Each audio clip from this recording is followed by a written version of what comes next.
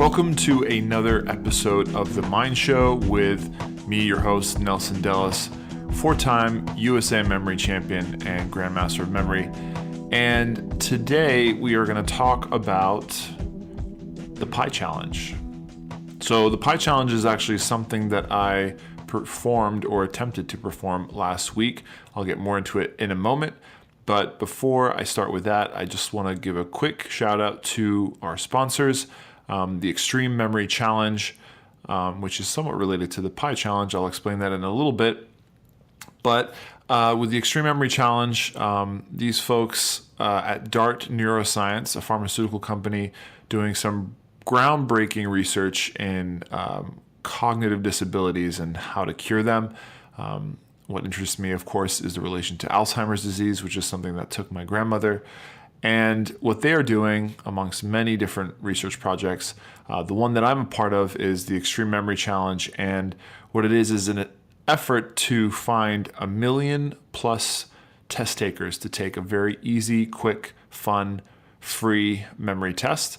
And the results remain anonymous. You get to see the results, but it remains anonymous in this massive project where they're trying to get as many people to take a memory test in order to figure out what memory looks like across a very large sample size. This would be the biggest memory research project in history, long-term memory, that is. And so what we're interested in is actually that long-term memory, not necessarily everyday short-term memory or whatever, just long-term memory, the ability to remember things over the period of time. And it doesn't matter whether you have a good memory or a bad memory. The goal is to get people to take this test, to share it, because the reason for a large sample size, why it's important, is we need the whole spectrum, right? We need the people who are average in memory, long-term memory, people who are piss poor, and people who are at the very top. And what we'll do following that is we'll select the people who perform the best. And maybe there are people who were perfect and have incredible natural long-term memories. That's what we're trying to figure out. But anyways, we will further investigate the people who are at the top, taking DNA samples, giving them more intense mental test batteries, and eventually seeing what we can learn about memory and what's different from those kind of people compared to the average. So head to extremememorychallenge.com. Please take this test. It's awesome. I've done it. Everyone I know in the memory world has done it. So please take it. It's for a good cause and for something that's very important to me, which is hopefully, and it's not going to be tomorrow, but down the road, hopefully a cure for Alzheimer's disease. So with that, let's jump in. This is a podcast, not necessarily an interview per se, as I will be doing the talking, but this is a podcast on how I memorized 10,000 digits of pi, the Everest of Pi challenges. So here we go. Hello and welcome again. This is Nelson Dellis, your host, and today we are going to talk about how one memorizes 10,000 digits of pi. Right, so what do you probably know? Most people probably know 3 point, you can say it with me, 1, 4. That's about most people. Some people can maybe go an extra digit, 1, right? 3.141592. That's kind of what I keep in. Actually, this is what I keep in my average arsenal of pi digits, right? And it's something I just have to say fast. So 3.141592. Oh no, 3.14159265358979. That's what I usually keep. Sorry. And in different occasions, I've memorized 100 digits here for a show, or for a presentation I did back in 2014, I actually memorized 1,000 digits. And the audience of this event, there were 3,000 people in the audience. It was a huge event. Randomly chose some segments of 10 digits anywhere in that 1,000, and I had to recite the next 10 and the previous 10. And that idea came from a record that exists called the Everest of Pi challenges, also known as Pi matrix memorization. And what it is you memorize 10,000 digits of pi in segments of 5.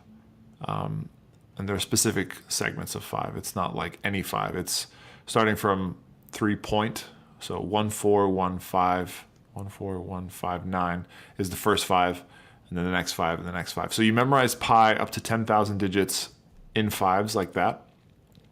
And the record is how quickly, so it's time-based, how quickly can you recall perfectly, so no errors, 50 randomly selected 5-digit segments within the 10,000. So these are selected by judges at random, and they will say them out loud, a 5-digit chunk, and you have to say the next 5 and the previous 5 50 times as fast as possible with no errors.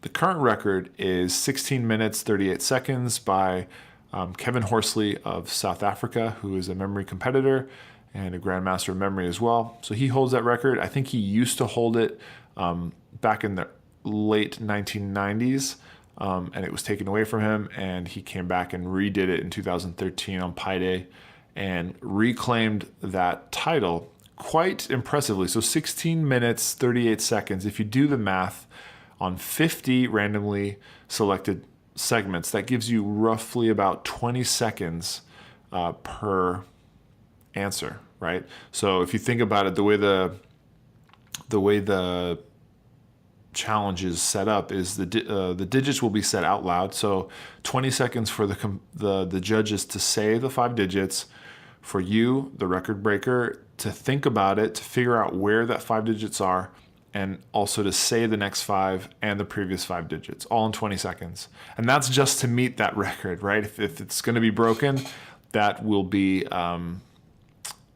have to be a little bit faster on average. So quite challenging. And the cool thing about this memory challenge is it's time-based. Usually a lot of records are just like, how much can you memorize, right? So the typical Pi records are, how many digits did you memorize, and say them from digit 1 to digit n. And I think some of them are even, they time how fast you can say them. But if you're going for massive quantities, I think the record for most digits ever memorized is in the 70,000s. I think that's confirmed. I think I've read a story where a Japanese man did 110,000, but I don't see any confirmation of that by some official organization. So that's the Everest of Pi challenges. And so I decided, along with a friend of mine, Brad Zupp, who's been a memory competitor since I started all this stuff back in 2009, and we became friends at the competitions. And we just wanted to do something, different from our memory training, a bit of a challenge, and something that we could build an event around on World Alzheimer's Day, which was last Wednesday, the 21st of September.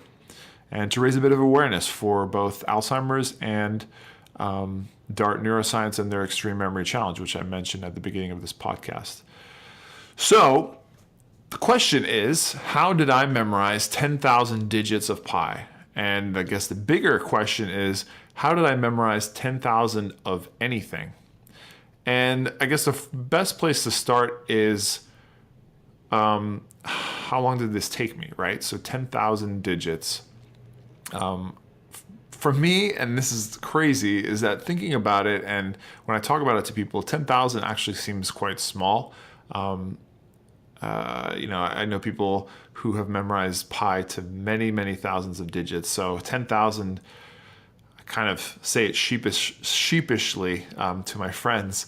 But to people who don't know about memory and memory sports, 10,000 seems like something impossible, right? Imagine you had to memorize 10,000 things and you were going to be quizzed on it, right?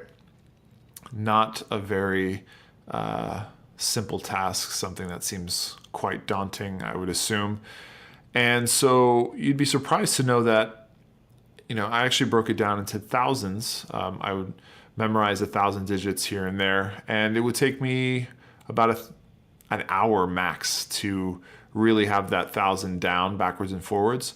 I really made only 2 passes through those digits before I had it, and then I'd maybe do a review in my head and kind of fix up the small little weaker joints of that 1,000 so that it would be solid. So let's say 1,000 digits in an hour, and I wasn't in a huge rush, so I spread it out over the course of 2 weeks, more like 10 days, right? 1,000 digits in 10 days. I think I took a break here and there.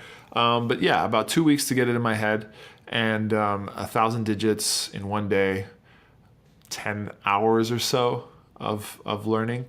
Honestly, probably less.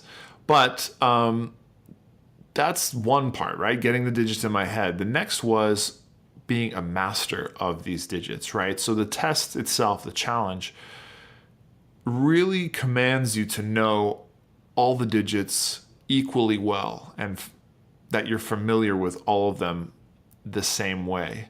A judge could easily ask a 5-digit segment that you're kind of iffy on, or it's a little more wishy-washy and fuzzy in your head than some others that are like sharp and you can pinpoint them in an instant. But that isn't the way you're going to break this record. You need to know all. And if you do the math, that's 2,000 different 5-digit segments, right? 2,000 times 5 is 10,000 digits, right? So you need to know 2,000 things, 2,000 pictures. And I'll talk about the pictures in a moment. You need to know those like your best friend. Each one is super special and unique, and it pops out in your mind, which sounds all good and all, but if you think about it, 5 digits over the span of 10,000 possible combinations, 2,000 possible combinations, you're gonna get some similar or repeated segments, no? And actually, yeah, so there are these things called collisions, which there are 24 of them. These are pairs that could be found within that first 10,000 of pi, and they're the exact same 5 digits. So 24 times you see a pair. Actually 48, right? But they're 24 pairs. And actually that's why the record is 10,000 digits. It's because past 10,000, and there's been papers published on this, the number of collisions increases like crazy. So the thing is, when we do the challenge, and if you're accidentally or just randomly chosen to say one of these collision pairs, you actually have to say both as the answer. So that can be a delay, right? And a bit of confusion as well. So you can imagine past 10,000 if those kind of jump up, and that's only pair collisions. I don't know or how many there are of triplets or quadruplets. I'm sure they come up eventually. Pi's infinite. So that's something to consider. And so it's all about knowing each of those 5-digit segments really well. And what that comes down to, once you learn it, right? It took me at most 10 hours to learn it all. It's review. And that's all what long-term memory is about, is review. So the techniques that I use to get the pi digits in my head, I'll go over in a moment. That's one thing, and that's probably the easiest part, surprisingly. The next part is mastering and reviewing and studying that information so that it's instant, that it's a part of me, that it's so fluid, and it's like trying to recite your phone number. Well, most people probably don't even know their phone number, but it's within you, right? You don't have to think about it or pull it from memory. It's just boom, right there, right? So that's what I needed to do for all those. Let's talk about how I put the 10,000 digits in my head. So I have a number system. It's something I've kind of molded over the past 7 years, and it's a 3-digit system. So I have a picture of something, specifically a person, and object that's associated to the person for every 3-digit combination from 000 to 999. If you do the math, that's 1,000 different images I have, 1,000 different people, and 1,000 different objects. And usually what I'll do in memory competitions is I'll do a person action object scenario. If you ever heard of that, it's taking some digits, turning it into a person, and then following that up with some digits that represent an action, and then following that up with some digits that represent an object. Together, that creates this funny little scene called a person action object, and it's exactly that. It's a person performing an action with an object, and that kind of helps you visualize a little scene, a very memorable scene that can be translated back to digits. So for me, like I said, I do 3 digits for a person. Actually, my actions are only 2 digits, which means I have 100 actions, and then my objects are another 3. So that's 8 digits I usually do at a time. For this challenge, that didn't really make sense because I have to do it in 5s. So at first I thought maybe I'll do person action, right? 3, 2. Every 5-digit segment is a person doing an action. But since there's only 100 actions, that can be probably repetitive and tricky. So I thought of another idea where I would do person object. And since that's 3, 3, 6 digits, but I'm only needing 5, how about I overlap the last digit of the person and the first digit of the object? So you can picture that 3 and 3 with that middle digit overlapping both sets. And the cool advantage of that is if I remember the person or only the object, I kind of have information about the other part, right? In case I'm kind of fuzzy on something. So it's a little bit of a fail-safe, not much, but maybe an extra digit that will help me figure it out if I'm having trouble recalling it. So that was set up already. I've known those for many years. And ultimately that's just a way to chunk that 5-digit segment into a more meaningful picture. I think Brad has a 2-digit system. He does a person action object thing, and he did 2, 2. Well, he did 2, 2, 2, right? Person action object, 2 digits, 2 digits, and 2 digits, and he overlapped one of the digits, I think, between the last 4. But that's his system, and he did it equally as good as me. So the point is you need to find a way to translate the digits into a picture, a memorable picture. And for me, that person object 3, 3 was the way to go. And I think for me, having a 3-digit system was a slight advantage over a 2-digit system because you have 1,000 different people, 1,000 different objects, to mix together and come up randomly. And that will cause less clashes of similar images, not the repeats, right? Those were 24 of them, but some clashes of similar people, maybe with different objects or similar objects with different people, stuff like that. So that worked pretty well for me. And to speed up the process, I wrote a little script on my computer that automatically read the digits or pre-translated them into pictures, just the words of the people and the objects that they represented. Much easier to go through those digits quicker. I only had to read like a list of words rather than numbers. That was just done to save a bit of time from actually staring at digits and having to convert them to people and objects. So that was that. I made 10 different documents, each with 1,000 digits, basically a list of 200 person objects pairs, right? If that's every 1,000 digits is just 200 images, right? 5-digit segments. The next part is where to store them. How did I remember them, right? So I'm reading all these funny pictures, but where am I placing them? And so I was using a memory palace, which if you Google, you'll find tons of information about it. Now, I would need a memory palace of 2,000 locations, right, to store all these digits. That's a ton.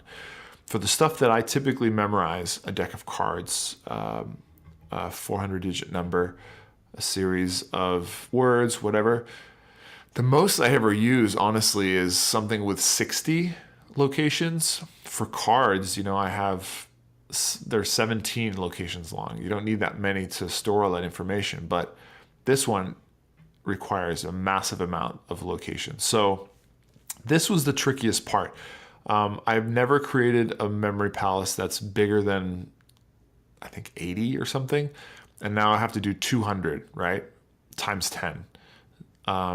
So what I decided is, okay, I'll come up with 10 different journeys, different memory palaces, with 200 locations each.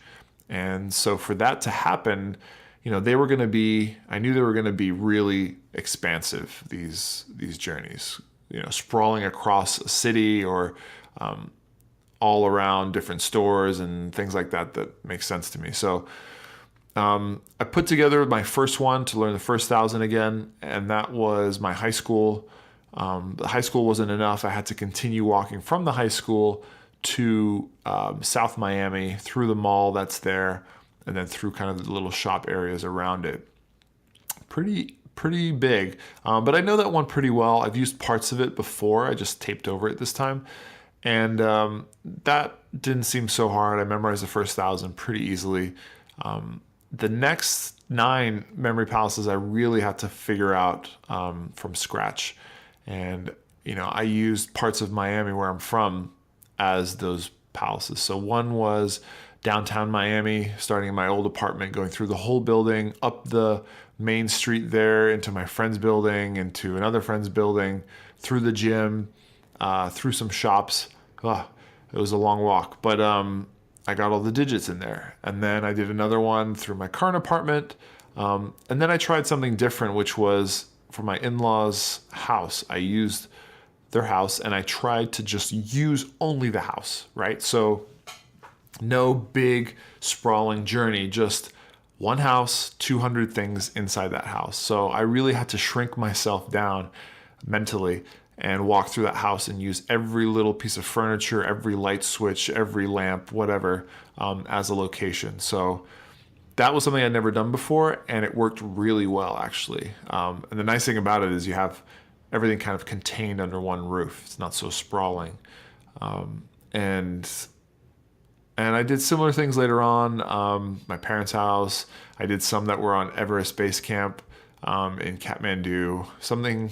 Things that were different, because after a while, going through stores and houses and rooms, a lot of them kind of looked the same, right? I think I had a few going through Chipotle's, and I had trouble, or like Quickie Marts or 7-Elevens, and I had trouble kind of remembering, oh wait, was this from that 7-Eleven or that 7-Eleven? So I tried to switch things up. That's why I went to Kathmandu and did some Everest stuff, and then went to the Florida Keys. That was another memory palace.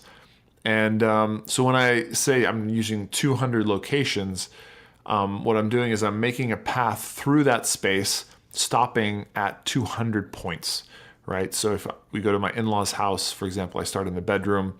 The first location is on the lamp shade by my bed. The next one is the light switch on the wall right next to it. The next one is the air conditioner in the wall. Then a door closet, then inside the closet, then on the floor by the closet, on the bed sheets, on the pillows, on the window pane behind the bed, on the other bedside table, the other closet, etc. So it's very tight, but I'm making a little journey pathway through the room. I exit the room, then go through another room and make my way around the house till I have those 200 locations. Tiring. But it worked. And after 2 weeks, I had those digits in my head, and I had 2 weeks left before the challenge, and I made sure to review at least for an hour a day. I wrote a little program on my computer to test me, to randomly choose segments, and it would test me and it would correct me, or check my answers if they were correct or not. So that was a good way to practice. I had my fiance read some randomly chosen ones out loud to try and mimic how it'll be in the actual challenge. And I felt good. I mean, I had done a couple run-throughs perfectly in in just about the time that I needed to break the record. But most times I was making a mistake here or there. I'd say I knew 90% of those 2,000 really, really, really well. And then the other 10, kind of were like good, but sometimes I'd be questionable in them. And yeah, but 90% is not good enough, right? It has to be 100% for this record. So that's how I memorized 10,000 digits of pi. And let me talk a little bit about the challenge. So the day of the challenge, we flew to San Diego to Dart Neuroscience to do the event there on Facebook Live. And the judges, we had a panel of 5 judges, had pre-chosen the 50 segments that were going to be chosen. And I had never seen them, of course. And we had 3 attempts each, Brad and I. So at least we had a little bit of a warm-up and 3 attempts to kind of nail it down. My first attempt moved along quite good. I think I got to the 11th one and misspoke a digit, and that was the end of it, right? 1 error and you're done. Brad went, I don't remember what he scored. Then I went again and did 13 this time before messing up. And I remember it's one of those situations where I said a digit that was wrong, and I knew it as I said it. So that was silly. My attempt was over. Brad went, I think he got about 9. Similar thing, he failed on saying the wrong digit. And then our last attempts, both Brad and I, we couldn't get past the first one. It was just, they chose one that was like a little rusty for me, and that was the end of it. So a failed attempt, unfortunately, failed 3 attempts. But the goal of the event ultimately was to raise awareness, which I think we did. And, it was a good experience in memorizing something massive, which I've never really done anything that big. It gave me a little bit of confidence, and I think from now on I want to try and do some more of those challenges. I'm eyeing this one Guinness record for next January. Stay tuned on that one. That's going to be a really cool one. And I think I might try this again on Pi Day or something next year. The thing is it was really fun, coming up with all these journeys and pictures, and it kind of pushed me to do something new in memory that I hadn't done in, 7 years since I started this stuff. So that was good. I think in order to nail this challenge, as I said before, is I need to know every single 5-digit chunk like my best friend. So I said before I do 90%, and then I was kind of so buddy with 10% of the others, right? So I need to study more. This challenge really comes down to review and how you study and how well you know each of every one. I mean, knowing all of them, quote unquote, isn't good enough. It's really, really knowing all of them. And by all of them, I mean all of them. So thanks for listening. This is kind of a shorter one, shorter podcast. Let me close by reminding you to go to extremememorychallenge.com to take the test, the memory test that's quick and easy and free, and you'll be helping out Dart Neuroscience on their quest to find a cure for these cognitive disabling diseases such as Alzheimer's and Parkinson's and things like that. So thanks for listening. Next week, we will be following up with famed memory all-star Simone Reinhardt from Germany, who formerly held the speed cards record. And he's just a fascinating guy, one of the top memory guys. So make sure to stay tuned for that. And I leave you. Thank you guys so much for listening, and I'll see you next time. Ciao.